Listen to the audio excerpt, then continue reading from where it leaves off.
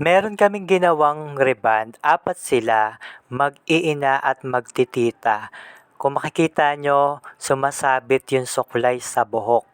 Halos ang hirap suklayin, pero kung makikita nyo sa personal yung buhok niya, maganda naman talaga siya at flat na siya. Yun nga lang, dahil sa may color at nung ginagawa siya, medyo magaspang at matigas nga. Pero, ito yung kinalabasan. So, ayan, wala yang daya, walang sunog, mula tuktok hanggang dulo.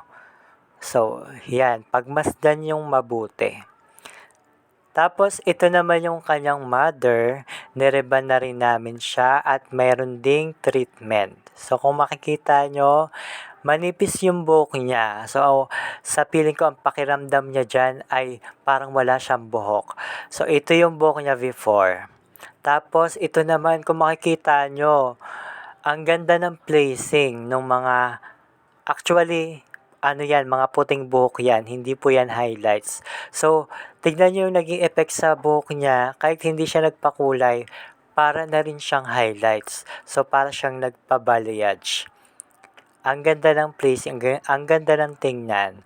Tapos, ito yung buhok niya before.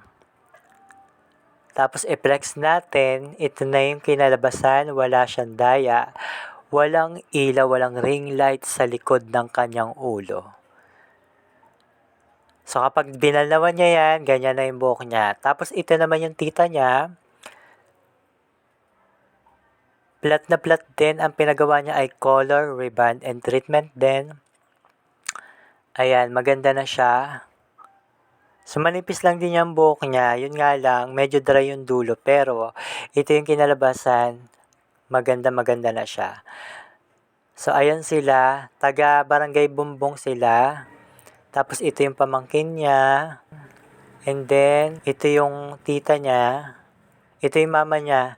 Mama niya yung anak niya yung may mga puting buhok. Tapos ito naman, ayan, magnana yan. Yung nakakulay blue, tsaka, ayan, nakakulay puti. Magnana.